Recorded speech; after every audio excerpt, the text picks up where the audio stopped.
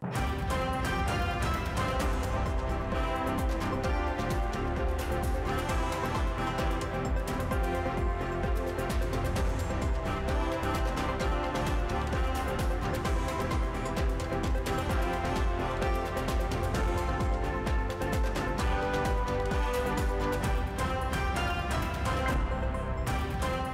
korban banjir bandang terus dilakukan.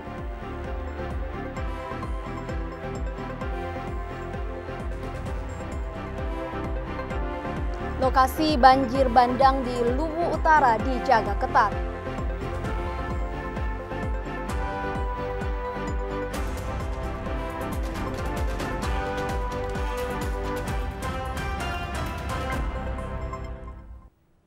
Assalamualaikum warahmatullahi wabarakatuh dan selamat sore. Lembaga Penyiaran Publik TVRI Sulawesi Selatan Media Pemersatu Bangsa kembali hadir menjumpai Anda dalam Sulawesi Selatan hari ini. Selama 60 menit ke depan kami akan menemani Anda dengan sejumlah informasi menarik dan aktual. Dan untuk informasi pertama kita awali dalam segmen Berita Utama.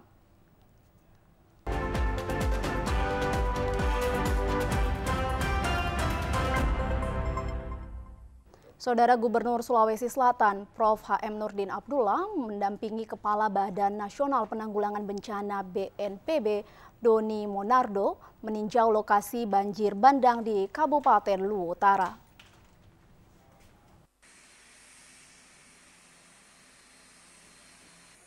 Kedatangan Kepala BNPB Republik Indonesia ke Luwu Utara untuk memastikan segala sesuatu dalam hal penanganan kebencanaan di wilayah tersebut berjalan dengan baik sesuai arahan Presiden Republik Indonesia. Utamanya memastikan bantuan yang dibutuhkan masyarakat dalam kondisi tanggap darurat terpenuhi di tempat pengungsian, fasilitas logistik, penginapan, sanitasi, dukungan air, juga perlengkapan utamanya untuk ibu-ibu dan anak-anak. Demikian halnya untuk para wanita hamil yang harus menjadi prioritas. Selain itu, prioritas kedua adalah pemulihan lingkungan untuk ditata kembali. Kepala BNPB Doni Monardo menyebutkan, selain BNPB, pemerintah Provinsi Sulawesi Selatan, serta Kementerian PUPR mendapatkan tugas dari Presiden Jokowi untuk mempercepat proses transportasi dan jumlah fasilitas publik harus segera bisa dimanfaatkan kembali. Ditambahkan, BNPB akan memberikan pinjaman helikopter 1 unit untuk digunakan bagi pemerintah Kabupaten Luwu Utara dan pemerintah Provinsi Sulawesi Selatan dalam rangka mengevakuasi dan kepentingan logistik. Dari pengamatan awal, Kepala BNPB Doni Monardo melalui udara bersama Gubernur Sulawesi Selatan menyebutkan dugaan atau analisa sementara penyebab bencana. Pertama, yakni curah hujan yang sangat besar. Kedua, melihat ada sebagian besar dari Gunung Lero dan Gunung Maganrang bagian selatan mengarah ke Kota Masamba sudah terkupas. Saudara Gubernur Sulawesi Selatan H.M. Nurdin Abdullah selama meninjau langsung lokasi wilayah Masamba, Luwu Utara pasca diterjang banjir bandang, dan berikut keterangan Gubernur yang diwawancarai reporter Rahman Hamsa beberapa saat setelah tiba di rumah jabatan siang tadi.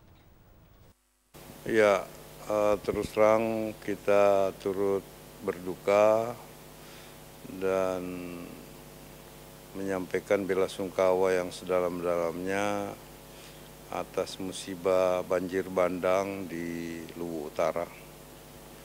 Saya 3 hari terus melakukan pemantauan di sana dan melakukan evaluasi apa yang harus kita lakukan, dan juga terus berkoordinasi dengan pemerintah pusat, dan telah kami laporkan kepada Bapak Presiden sehingga Bapak Menteri PU, Kepala BNPB, Menteri Sosial ya itu sudah pada datang, dan kita sudah membagi tugas ya. Tugas yang pertama adalah diambil alih oleh Kementerian PUPR, dan Pak Menteri sudah memerintahkan seluruh kepala balai. Yang pertama adalah connectivity. Ini harus segera disambungkan ya, karena memang terputus di Kota Masamba itu. Karena di samping sungai yang levelnya lebih tinggi daripada jalan, sehingga arah ke jembatan Masamba itu tidak bisa kita lalui. Itu segera diminta oleh Pak Menteri dinormalkan, ya, paling lambat sampai minggu besok. Yang kedua, Kementerian PUPR juga akan melakukan memasang tanggul-tanggul, ya, di mana-mana yang tentu yang membutuhkan. Yang ketiga adalah normalisasi sungai. Karena memang ini sangat penting, karena sekarang pemukiman dengan level sungai itu sudah rata sama. Jadi sangat berbahaya kalau ada banjir susulan. Nah, itu 3 hal. Nah, apa peran provinsi?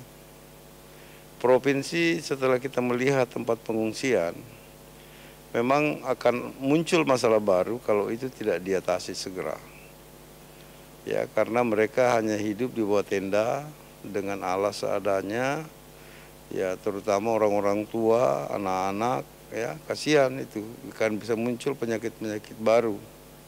Sehingga kemarin kami bersama Forkopimda, Pak Pangdam, Pak Kapolda, Pak Kajati, ya, telah memutuskan untuk membangun rumah hunian sementara, ya, tapi jangan menganggap hunian sementara ya darurat, enggak. Kita akan bikin yang lebih kokoh, knot daun, sehingga ini bisa dipakai beberapa kali.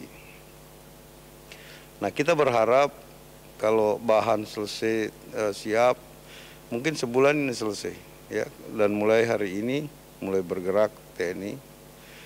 Nah, dan kita berharap dalam sebulan ini mereka sudah bisa pindah ke situ. Nah, MCK-nya di luar, ya, kita akan buat MCK-nya di luar. Nah, khusus bantaran sungai, kita harap tidak akan mungkin lagi kita izinkan untuk mereka kembali ke bantaran sungai tinggal, ya. Oleh Menteri PUPR kemarin sudah memberikan solusi akan membangunkan rumah tipe 36, ya. Nah, bagi yang rumahnya tertimbun pasir, oleh Kementerian Sosial juga sudah menyiapkan 50 juta per rumah, ya. Tapi saya pikir kami provinsi dan kabupaten juga akan ikut, ya, urungan gitu, supaya bisa meringankan beban masyarakat. Nah, satu hal yang sangat mengembirakan, ya, adalah rasa gotong royong masyarakat Sulawesi Selatan. Itu yang saya betul-betul kagum, ya, karena jalan macet baik dari timur menuju Masamba maupun dari Luwu, Palopo menuju Masamba, macet total, diakibatkan oleh masyarakat berbondong-bondong membawa sembako. Ya, kami juga membuka dapur umum beberapa tempat. Sekarang dapur umum kita itu dari hari ke hari terus menurun paketnya, karena semakin banyaknya orang masyarakat menginisiasi membangun dapur umum untuk seluruh masyarakat, ya. Jadi saya kira hampir di semua tempat penuh dengan sembako, ya. Artinya saya kira ini sesuatu menjadi modal sosial, ya, menjadi modal sosial bagi kita masyarakat Sulawesi Selatan. Tapi saya menghimbau kepada seluruh masyarakat, khususnya pemerintah daerah tetangga, karena air bersih menjadi kebutuhan pokok di daerah-daerah bencana seperti banjir kemarin ini. Saya kira mobil-mobil tangki yang nganggur, ya, tolonglah kalau bisa dipinjamkan untuk sementara. Kami juga dari Makassar ini saya kirim beberapa, ya, termasuk alat berat, supaya Masamba ini bisa cepat pulih. Jadi saya juga ini beberapa hari ke depan saya akan ada lagi di sana, ya. Kami berposko di Palopo. Kami sudah siapin juga, ya, ada alhamdulillah Panglima Pangkop AU, ya, di bawah Pangkop AU Kita ada 2 helikopter di sana, ya, satu dari BNPB, satu dari AU, dan ini akan terus kita persiapkan sekiranya daerah-daerah isolir ini perlu distribusi sembako, ada yang sakit bisa kita evakuasi dengan heli, ya. Kita berharap kalau kondisi ini mungkin butuh waktu 1 bulan, ya. 1 bulan kita harapkan, karena ini semua kita gotong royong untuk bersama-sama. Makanya saya akan terus mantau sampai ini betul-betul pulih, karena bahaya kalau revitalisasi sungai tidak segera dilakukan, itu kita akan menghadapi masalah baru lagi, ya, kalau ada banjir susulan. Karena tidak banjir saja, sekarang air itu menjalar ke kampung-kampung, ke pemukiman, karena level sungai lebih tinggi daripada jalan. Dan saudara, sementara itu memasuki hari kelima pencarian korban banjir bandang di Masamba, Kabupaten Luwu Utara, tim SAR gabungan kembali menemukan 4 korban dalam kondisi meninggal dunia, sehingga total korban meninggal mencapai 36 orang. Proses pencarian korban terdampak bencana banjir bandang masih terus dilakukan. Menurut Kepala Kantor Pencarian dan Pertolongan Makassar, Mustari, korban yang meninggal dunia sebagian besar tertimbun lumpur, terjebak di dalam rumah dan terseret arus lumpur. Memasuki hari kelima, tim rescue Kantor Pencarian dan Pertolongan Makassar bersama unsur gabungan lain mengevakuasi 4 korban di lokasi berbeda, yakni 2 di Radda, 1 di Meli, dan 1 lainnya di Dusun Bone. Dengan penemuan 4 korban meninggal, maka jumlah total korban yang meninggal akibat banjir di Masamba menjadi 36 orang. Dari 36 ini masih ada 10 yang belum teridentifikasi.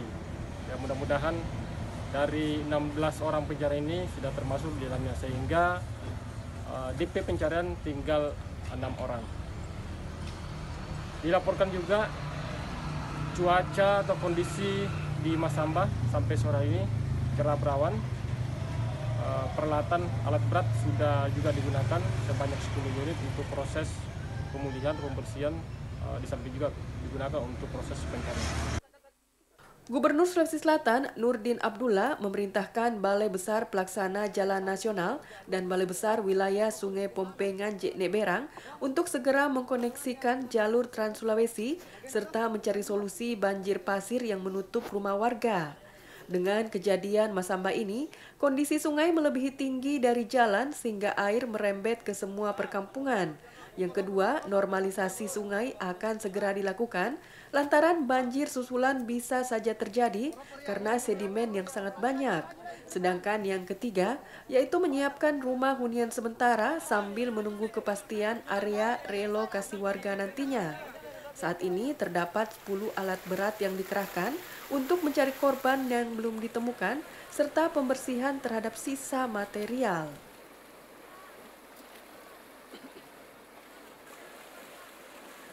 Masih dari Luwu Utara, Sulawesi Selatan, pencarian para korban banjir bandang di daerah Luwu Utara, Sulawesi Selatan hingga hari ketiga masih terus dilakukan oleh tim gabungan dari Basarnas, TNI, dan relawan. Korban banjir yang ditemukan bertambah menjadi 36 orang meninggal dunia dan masih dinyatakan hilang sebanyak 16 orang. Pasca banjir bandang menerjang 4 desa di Kabupaten Luwu Utara, Sulawesi Selatan, mengakibatkan puluhan orang hilang pada saat banjir bandang terjadi. Tim gabungan yang terdiri dari Basarnas, TNI, Tagana, dan sejumlah relawan masih terus melakukan pencarian korban banjir. Namun dalam kegiatan pencarian terkendala karena korban rata-rata tertimbun lumpur setebal 4 meter, sehingga harus menggunakan alat berat. Tim gabungan tersebut telah membagi zona untuk menyisir area banjir sejauh 3 km dari lokasi pemukiman warga. Sebagian besar warga sudah melaporkan anggota keluarganya yang hilang.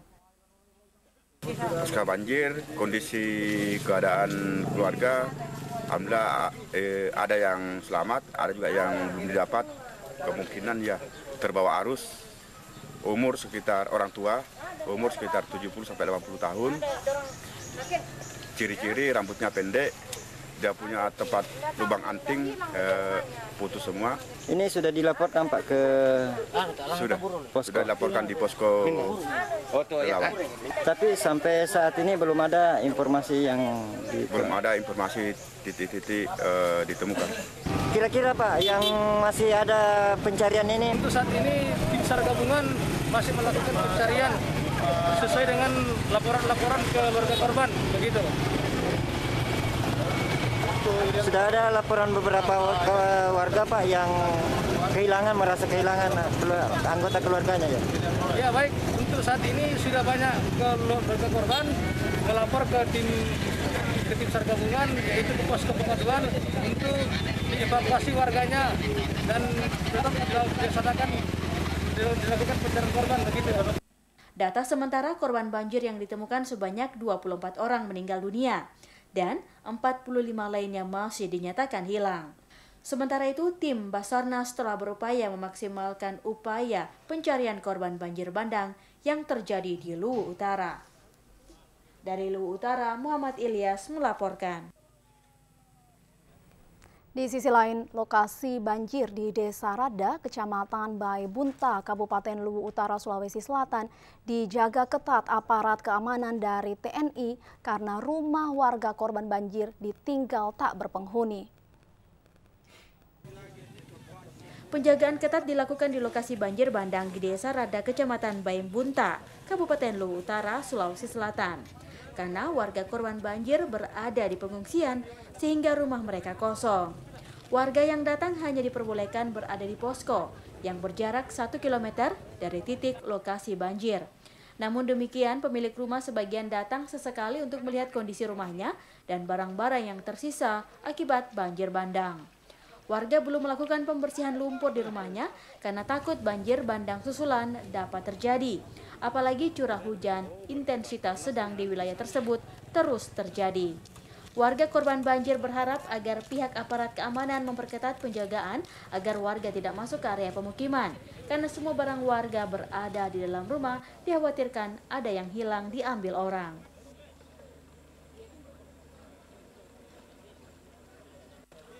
Dan saudara, saksi hidup warga korban banjir bandang melanda daerah Kabupaten Luwu Utara, Sulawesi Selatan 3 hari lalu, Salviana berhasil lolos dari hantaman banjir bandang. Silviana, warga Dusun Bone, Desa Rada, Kecamatan Bae Bunta, Kabupaten Luwu Utara, Sulawesi Selatan, berhasil selamat dari tragedi banjir bandang yang terjadi 3 hari lalu. Hasil wawancara Silviana, saksi hidup selamat dari banjir bandang menerjang daerah Kabupaten Luwu Utara. Bahwa pada saat banjir bandang datang secara tiba-tiba, langsung melakukan penyelamatan diri seorang diri. Lumpur setebal 1 meter bersama air deras berhasil diterobos. Kemudian ia sempat menyelamatkan anak bayi pada saat peristiwa itu terjadi. Berikut petikan wawancara singkat dengan Silviana. Cuma bilang kuasa Tuhan itu tidak kayak ada terus dipijatan keras rasakan. Makanya itu leherku tidak pernah tenggelam. Mengungsi maka ke dalam hutan di sini kan tinggi anunya dia. Sudah itu ada kapan berapa jam di dalam keluar ke jalanan raya mesti itu lumpur itu masih sampai sini diterobos itu lewat. Berapa jam itu dilewati itu untuk sampai di sini ada kapan 2 jam. Dari Luwu Utara, Muhammad Ilyas melaporkan. Dan saudara, segmen Sulsel Membangun akan kembali setelah pariwara berikut ini. Tetaplah bersama kami.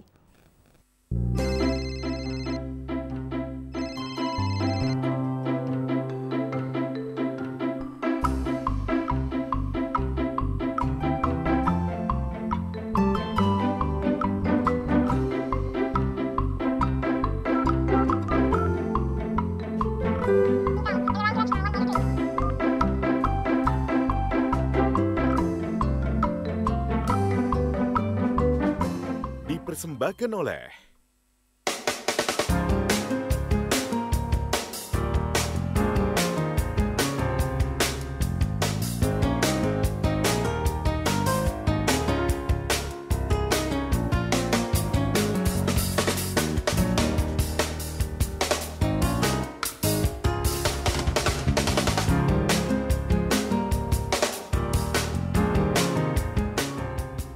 Dipersembahkan oleh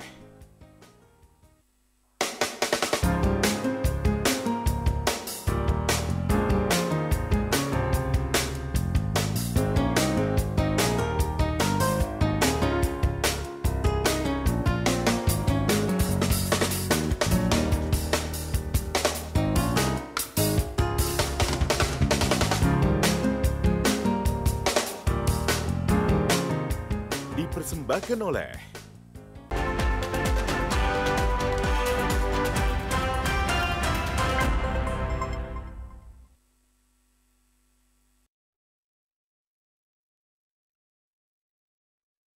Dan saudara, terima kasih Anda masih tetap bersama kami.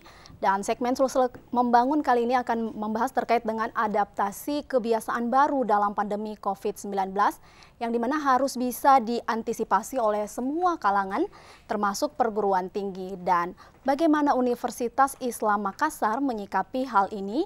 Untuk itu kita akan berbincang singkat bersama dengan Rektor Universitas Islam Makassar.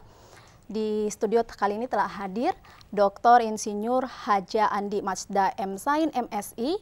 Dan selamat sore Ibu, Assalamualaikum warahmatullahi wabarakatuh. Selamat sore, Assalamualaikum warahmatullahi wabarakatuh. Baik Bu Rektor, terkait dengan membicarakan kesiapan UIM Makassar menghadapi adaptasi kebiasaan baru ini, kita melihat juga sebelumnya bahwa ada bencana begitu yang terjadi di tengah situasi pandemi COVID-19, kemudian ada banjir bandang pula yang terjadi di Luwu Utara. Terkait dengan hal ini, adakah mahasiswa dari UIM sendiri yang terdampak bencana ini dan apa kebijakan dari UIM sendiri, Bu Rektor? Ya, terima kasih banyak. Alhamdulillah sejauh ini kami sudah mengecek ya tentang hal ini, bahwa alhamdulillah tidak satupun mahasiswa kami yang kena musibah di Masamba sana ya. Namun tentu sesama warga Indonesia ya, dan juga tentunya kita berharap kami bisa melakukan kegiatan peduli ya buat saudara-saudara kita yang kena musibah di Luwu Utara. Terkena musibah di Luwu Utara. Terkait dengan bencana di Luwu Utara ini sendiri, gerakan kepedulian atau kemanusiaan apa yang telah dilakukan oleh UIM, Bu Rektor, dan kemudian melihat juga situasi pandemi COVID-19 ini, adakah kebijakan khusus di tengah perkuliahan untuk mahasiswa-mahasiswa yang terdampak baik COVID maupun banjir bandang di Luwu Utara? Iya, alhamdulillah UIM memang ada tim peduli ya UIM terhadap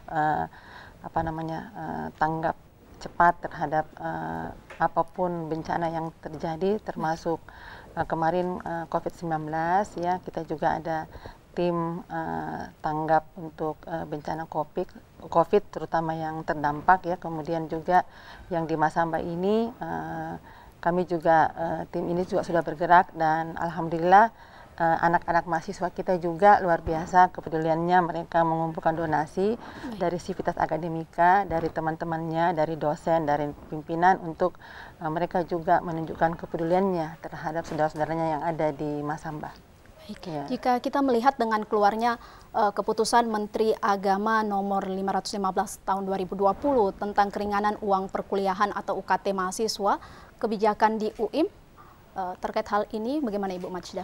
Ya, saya perlu juga menjelaskan dulu ya tentang UKT ini sebenarnya berlaku untuk perguruan tinggi negeri. Perguruan tinggi negeri? Ya, jadi keputusan Kementerian Agama maupun Kemendikbud terhadap UKT ini di tengah-tengah pandemi COVID-19 ini memang ada kebijakan untuk mengurangi dengan berbagai persyaratan.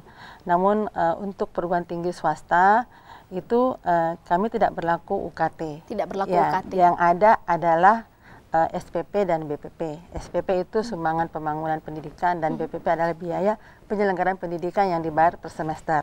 Namun demikian tentu kita juga tidak diam dalam situasi pandemik ini, di mana tentu semua pihak terdampak ya, termasuk pada mahasiswa. Ya, orang tuanya mungkin ada yang kehilangan pekerjaan atau usahanya yang stop. Pasti semuanya terdampak, dan kami tidak diam juga terhadap situasi ini, dan kebijakan kami adalah untuk meringankan cara pembayaran ya. Jadi prosesnya keringanan untuk cara pembayarannya. Ya, keringanan cara pembayaran itu bisa diangsur sampai 4 kali. Jadi berlaku proses angsuran seperti itu ya untuk biaya pendidikan. Iya, angsuran. Selain daripada itu tentu saja ada kebijakan pemerintah untuk perguruan tinggi swasta untuk memberikan bantuan kalau tidak salah kepada 400.000 mahasiswa seluruh Indonesia. Dan kami pun dapat jatah. Jadi UIM pun nanti dapat dari pemerintah. Dapat jatah. Jadi tergantung secepat apa mahasiswa itu bisa memasukkan persyaratan yang dipersyaratkan oleh pemerintah untuk mendapatkan bantuan itu. Jadi ada bantuan sebesar 2,4 juta per mahasiswa. 2,4 juta per mahasiswa untuk 1 semester selama pandemi ini. Apakah sudah ada realisasinya seperti itu atau ini masih wacana? Sudah ada permintaan untuk memasukkan permohonan, Jadi ada form yang diberikan untuk mahasiswa mengisinya dalam waktu yang sangat singkat kemarin Ada cuma hanya beberapa hari dan alhamdulillah ada kurang lebih 1.000 lebih lah mahasiswa kami yang bisa mendapatkan bantuan itu. Baik. Jika kita melihat saat ini Bu Rektor, perkuliahan masih dilakukan secara daring atau online begitu, belum ada tatap muka sesuai dengan anjuran dari Mendikbud. Terkait hal ini, program atau kebijakan apa yang telah dilakukan di Universitas Islam Makassar? Ya, alhamdulillah pembelajaran daring sebenarnya kebijakan Kemendikbud sudah sejak lama, sejak Menristek dan UIM sebagai kampus yang cukup berkembang telah membangun infrastruktur jaringan IT untuk menyikapi kebijakan perkuliahan daring atau kemarin masih blended learning artinya antara 50-50 antara daring dengan luring luar jaringan. Namun sementara kami membangun infrastruktur IT itu terus terjadi pandemik. Pandemik. Walaupun infrastruktur ini belum selesai terbangun sistem belum selesai, tapi sudah mulai ada beberapa yang server yang kami sudah bangun namun karena pandemik ini mau tidak mau kita harus perkuliahan kita harus melakukan secara online menyesuaikan, dan alhamdulillah dari laporan dari semua prodi yang ada di UIM masing-masing dosen melaporkan, alhamdulillah pembelajaran itu kurang lebih 80% mahasiswa mengikuti. Walaupun terjadi berbagai keluhan-keluhan lah, kita maklumi mengenai jaringan, mengenai besarnya kuota yang harus mereka siapkan, itu kami sangat maklumi. Karena masih proses adaptasi seperti itu Bu Rektor. Jika kita juga melihat mata kuliah yang membutuhkan misalnya tatap muka maupun pertemuan yang tidak dapat dilakukan secara daring, Bu, misalnya laboratorium maupun bengkel dan lain sebagainya, kebijakan atau program seperti apa yang UIM lakukan terkait dengan mata-mata kuliah yang memang membutuhkan tatap muka?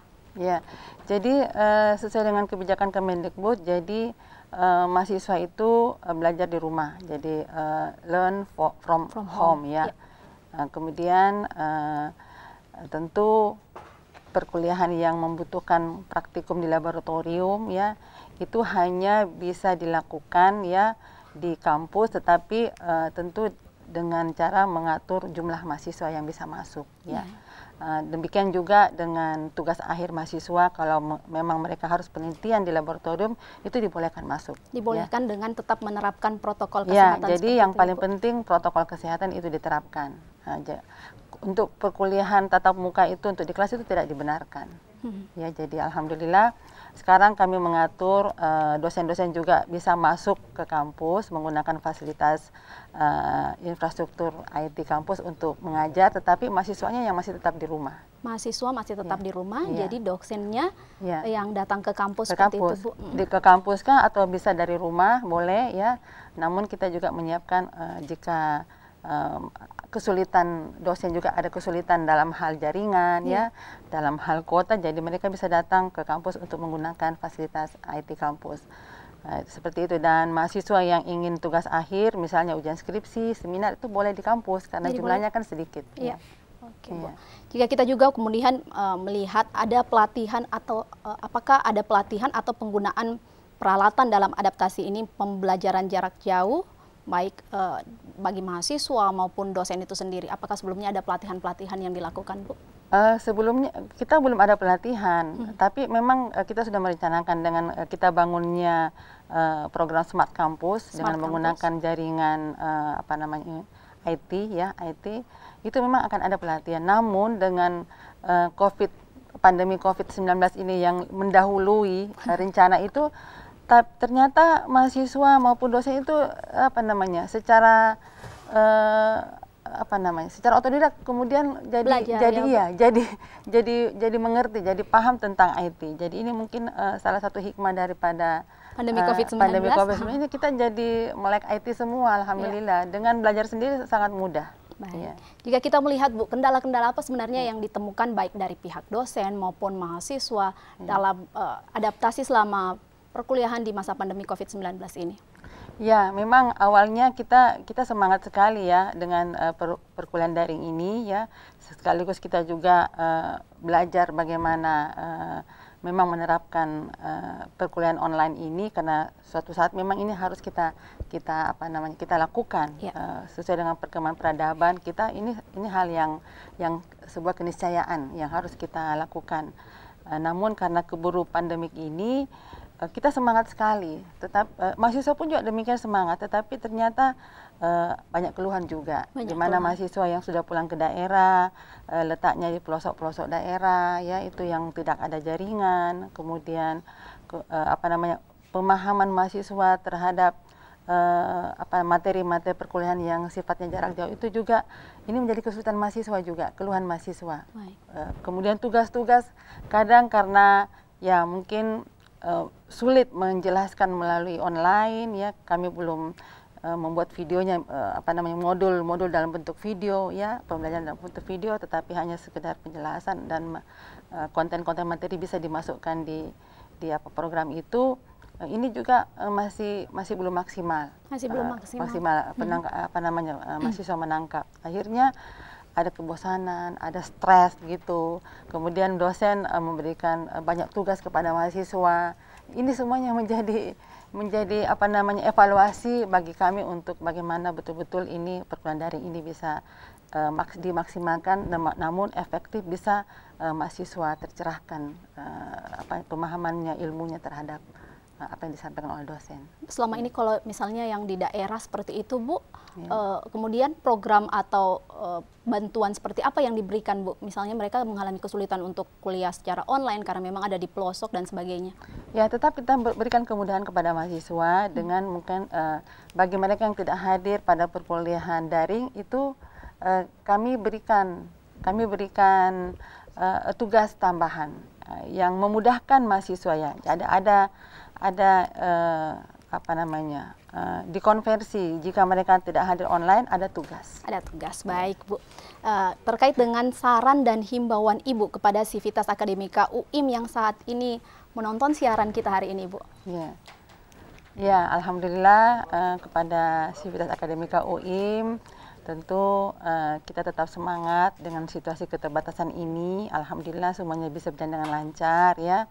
Dan tentunya kepada seluruhnya tetap memperhatikan protokol kesehatan karena wabah COVID-19 ini nampaknya masih mau bersahabat dengan kita, belum mau pergi ya.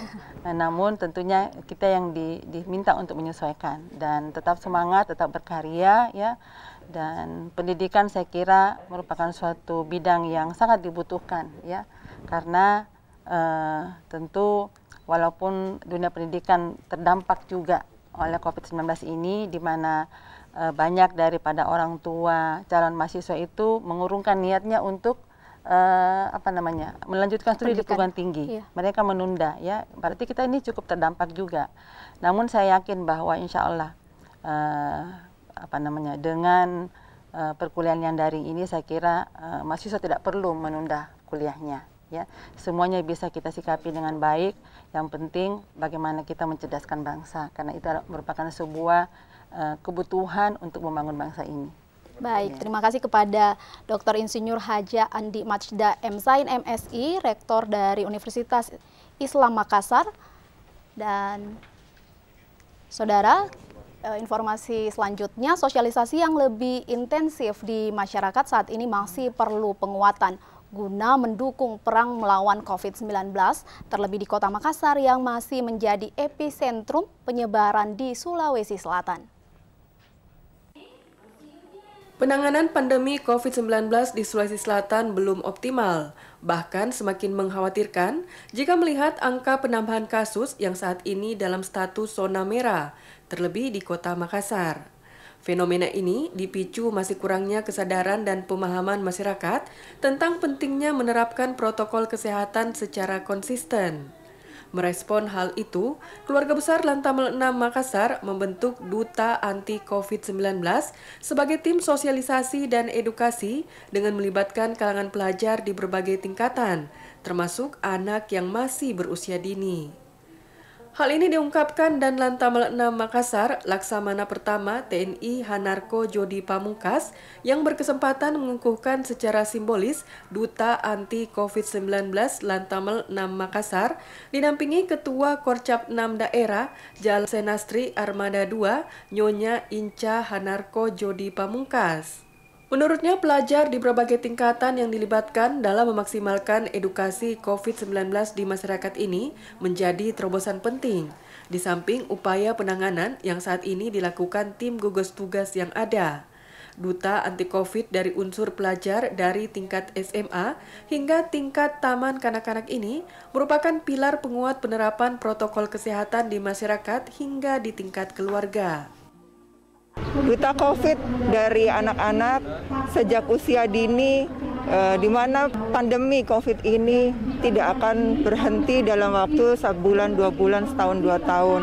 Untuk itu kami mengedukasi anak-anak sebagai duta anti COVID bagi masyarakat, lingkungan terkecilnya, keluarga, dan teman-temannya.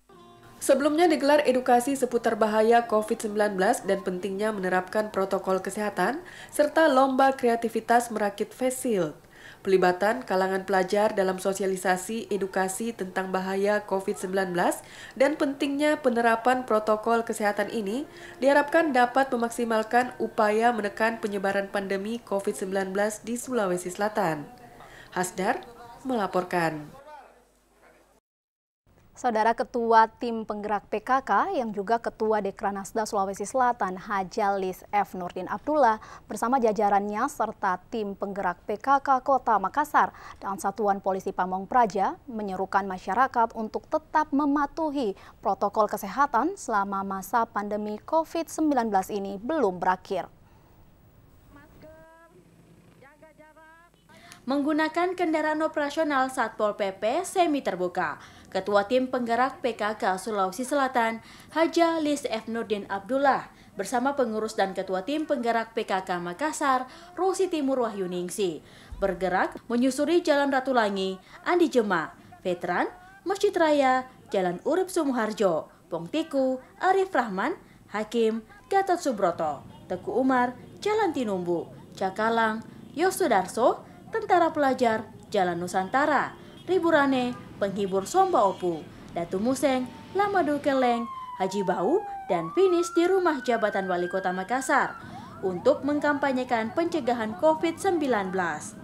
Selama menyusuri jalan tersebut, masyarakat diimbau tetap mematuhi imbauan pemerintah untuk selalu menggunakan masker, jaga jarak fisik, rajin cuci tangan, hindari bersalaman, dan menjauhi kerumunan melalui pengeras suara. Kampanye yang melibatkan puluhan kendaraan yang sebagian besar bak terbuka atau open cup ini juga dilengkapi dengan pamflet dan kertas yang bertuliskan pesan protokol kesehatan, khususnya dalam mencegah penularan virus COVID-19 yang sudah mengakibatkan ratusan orang di daerah ini meninggal dunia. Jadi hari ini kami turun PKK Dekranasda bersama beberapa dinas ya, termasuk Satpol PP dari Badan Bencana. Kami sama-sama turun untuk sosialisasi kembali ke masyarakat bagaimana kita memutus rantai penyebaran virus ini. Karena sampai sekarang kita melihat ya yang meninggal sudah banyak ya, kita tidak bisa pungkiri. Makanya kita tidak boleh berhenti untuk terus mensosialisasikan, menjaga jarak, selalu mencuci tangan, dan memakai masker, apalagi kalau keluar. Di sepanjang jalan yang dilalui, Lis F. Nurdin Abdullah juga membagikan masker bertuliskan PKK dan Sulawesi Selatan Sehat kepada masyarakat pejalan kaki dan pengguna kendaraan bermotor yang disambut antusias oleh masyarakat.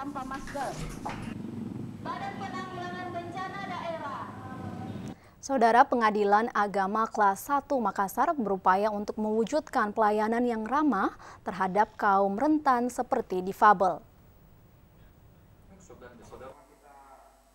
Penyandang disabilitas dalam kedudukannya sebagai manusia memiliki hak yang sama dalam akses dan keadilan, sebagaimana diatur dalam Undang-Undang Dasar 1945.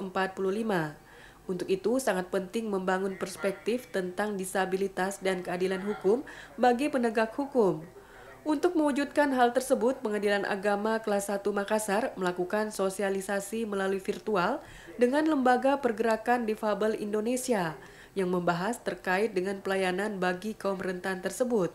Wakil Ketua Pengadilan Kelas 1 Makassar, Ahmad Nur, mengatakan, sosialisasi itu merupakan tindak lanjut dari komunikasi yang telah dijalin beberapa waktu lalu tentang upaya mewujudkan pengadilan agama untuk menjalankan amanah undang-undang. Dikatakan sosialisasi ini merupakan langkah awal yang baik untuk menerapkan layanan ramah difabel di Pengadilan Agama Kelas 1 Makassar.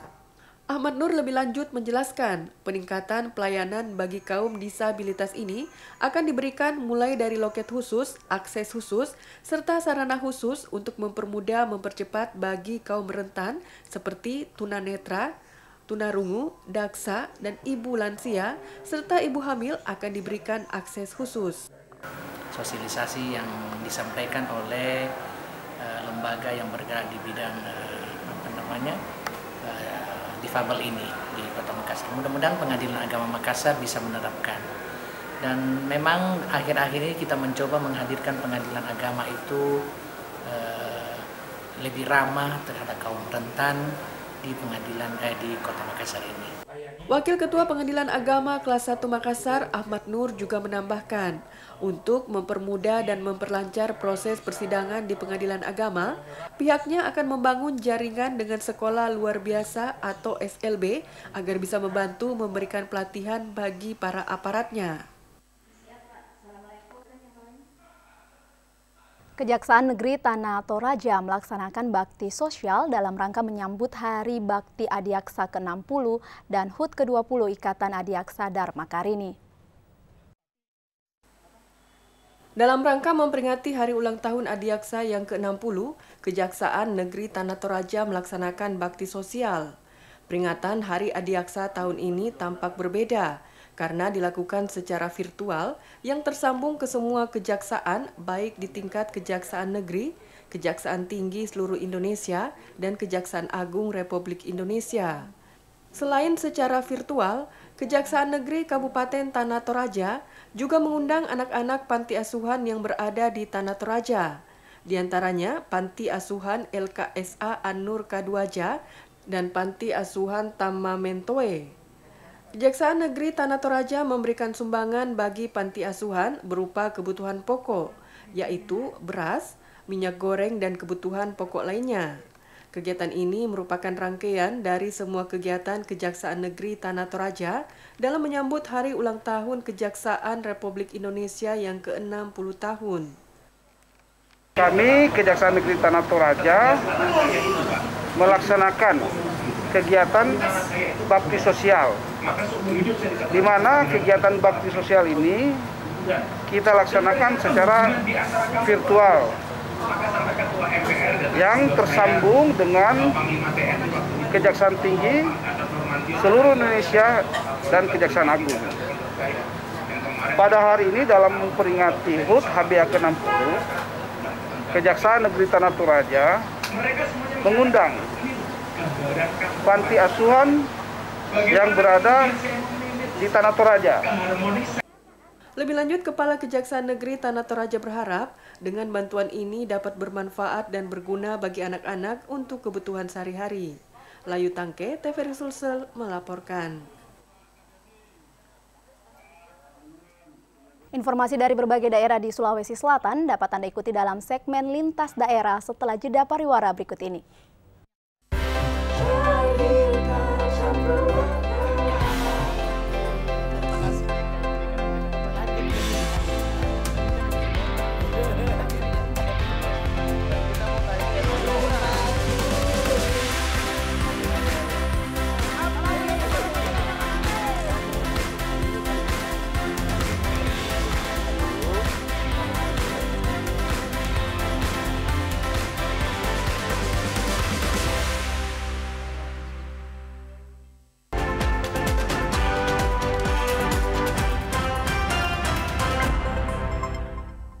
Terima kasih Anda masih tetap bersama kami. Informasi dari Kabupaten Sidrap. Banjir Kabupaten Sidrap meluas hingga merendam 3 kecamatan akibat meluapnya air Danau Sidenreng yang menyebabkan ratusan rumah terendam banjir. Hujan deras yang masih terjadi di wilayah Kabupaten Sidrap mengakibatkan banjir luapan Danau Sidenreng meluas dengan merendam rumah warga di 3 kecamatan di wilayah Kabupaten Sidrap. 3 kecamatan yang terendam banjir yakni Kecamatan Lautang, Teluk Lempoe, dan Watang Sidenreng. Selain rumah warga, banjir juga merendam jalan penghubung antar desa, sekolah, dan tempat ibadah. Banjir terparah terjadi di Kelurahan Wattee, Kecamatan Pancalautang, Kabupaten Sidrap, dengan ketinggian air mencapai 3 meter, utamanya yang berada di pinggir muara Danau Sidenreng. Karena itu, korban banjir dievakuasi ke rumah kerabat yang lebih aman dan diungsikan ke posko darurat bencana, sementara di kantor kelurahan setempat. Dandim 1420 Sidrap, Letkol Infantri JP Situmorang mengatakan, evakuasi dilakukan dengan menggunakan perahu karet dan perahu nelayan setempat oleh tim gabungan bencana Kabupaten Sidrap. Masih tingginya curah hujan, warga korban banjir yang masih bertahan di rumahnya diharapkan untuk selalu waspada. Tim gabungan membagikan langsung makanan dan minuman ke warga, serta vitamin, masker, dan hand sanitizer. Asnadikala, TVRI Sulsel melaporkan. Sementara itu dari Kota Parepare, tim khusus Satgas PPC 19 bersama Satpol PP Kabupaten menjemput 5 orang pekerja migran yang dipulangkan dari negeri jiran dengan kapal motor Thalia dan tiba di Pelabuhan Nusantara Ajata Pareng, Kota Madya Parepare. Petugas keamanan Polri dan TNI serta Satpol PP mengawal tenaga kerja Indonesia asal Kabupaten Bone menggunakan 1 unit bus sekolah dari penjemputan di Pelabuhan Ajata Pareng. Kepulangan TKI ini merupakan tahapan kelima, di mana TKI yang dianggap bermasalah baik dari kelengkapan dokumen maupun masalah kriminal atau kejahatan lainnya oleh pemerintah Malaysia dideportasi ke negaranya masing-masing. Menurut juru bicara gugus tugas COVID-19 Kabupaten Bone, Dr. Yusuf Tolo, dari 19 TKI asal Bone yang dipulangkan, hanya 5 yang tiba karena terkendala saat dinunukan. Dari pemeriksaan dokumen maupun interogasi, beberapa TKI hanya mengenal nama daerahnya, tetapi sudah lupa keluarganya. Sehingga oleh tim gugus tugas maupun Kesbang Pol Andi Sumardi atas nama pemerintah Bone memutuskan untuk sementara menampung ke rumah singgah sambil menunggu camat untuk menjemput. Sementara mereka yang terlibat pemakaian obat terlarang akan dilakukan pemeriksaan di Polres Bone. Kepulangan TKI tahap kelima ini dilakukan sesuai tahapan protokol kesehatan, seperti pemeriksaan suhu tubuh, rapid test, menggunakan masker, serta menjaga jarak. Hari ini kita kembali menjemput warga negara Bone yang berasal dari Malaysia. Awalnya sebanyak 19 orang, tapi yang tiba di Bone ini hanya 5 orang. Hari ini kita telah melakukan kembali pengecekan kesehatan, khususnya pemeriksaan rapid test kepada yang bersangkutan, karena setiba di Bone tidak memiliki dokumen kesehatan secara masing-masing, yang adanya hanya secara kolektif. Dan alhamdulillah semua mereka hasil rapid testnya non-reaktif. Harapan pemerintah agar para TKI setibanya di kampung halaman bisa segera menyesuaikan diri, sebagaimana adat dan budaya setempat. Syafri Aziz melaporkan. Informasi lain dari Kabupaten Pindrang, Kepolisian Satuan Reskrim Polres Pindrang mengungkap modus pernikahan anak usia dini dengan pria tunanetra yang viral di media sosial. Kepolisian Unit Perempuan dan Perlindungan Anak atau PPA Reskrim Polres Pindrang bersama Pusat Pelayanan Terpadu Pemberdayaan Perempuan dan Anak atau P2TP2A Kabupaten Pindrang mengungkap modus viralnya pernikahan usia dini antara pria tunanetra dengan seorang perempuan berumur 12 tahun di Kampung Matagie, Dusun Mendro, Desa Watangpulu, Kecamatan Supa, Kabupaten Pindrang. Kasat Reskrim Polres Pindrang, AKP Dharma Negara mengatakan, berdasarkan laporan P2TP2A Kabupaten Pindrang terkait pernikahan dini yang viral tersebut, sehingga pihaknya melakukan penyelidikan. Diketahui jika pernikahan dini ini dilakukan atas modus kesengajaan yang dilakukan orang tua pihak perempuan karena anaknya telah mengalami pelecehan seksual semenjak tahun 2018 hingga tahun 2020 oleh laki-laki yang dinikahkannya dan tak lain adalah ayah tiri korban. Korban ini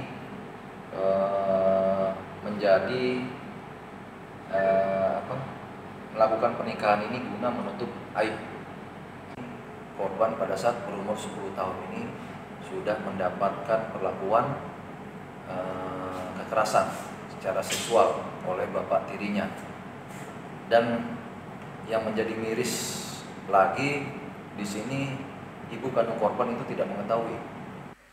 Sementara Ketua P2TP2A Pindrang, Bahtiar Tombong menegaskan akan mengungkap kasus ini hingga tuntas, apalagi kasus ini telah viral di medsos. Asnadikala, TVRI Sulsel melaporkan. Informasi terkait ternak burung puyuh dapat Anda ikuti dalam segmen Rona-Rona setelah informasi berikut ini. Hai, sudah tahu dong soal virus corona yang saat ini lagi heboh sejagat.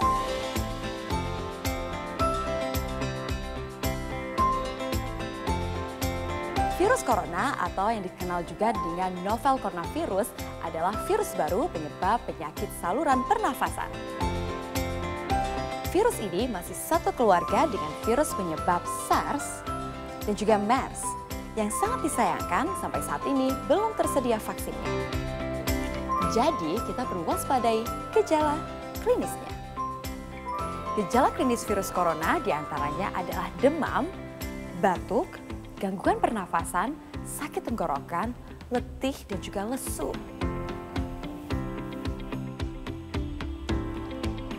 Mudah, lakukan 3 langkah cegah. 1. Tutup mulut saat bersin atau batuk, kalau perlu menggunakan masker ya. 2. Cuci tangan hingga bersih menggunakan sabun atau menggunakan cairan antiseptik. 3. Jaga kesehatan dengan perbanyak mengkonsumsi buah dan sayur, serta hindari mengkonsumsi daging setengah matang dan rutin berolahraga.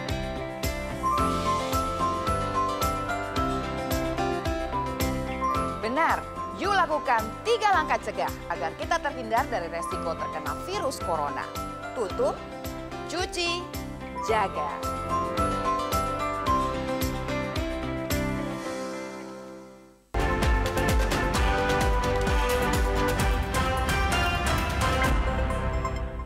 Dan saudara, informasi terkait produksi telur yang mencapai 800 butir per hari menjadikan berternak burung puyuh cukup menjanjikan. Seperti pengusaha telur puyuh di Kelurahan Laikang, Kecamatan Biringkanaya, Makassar.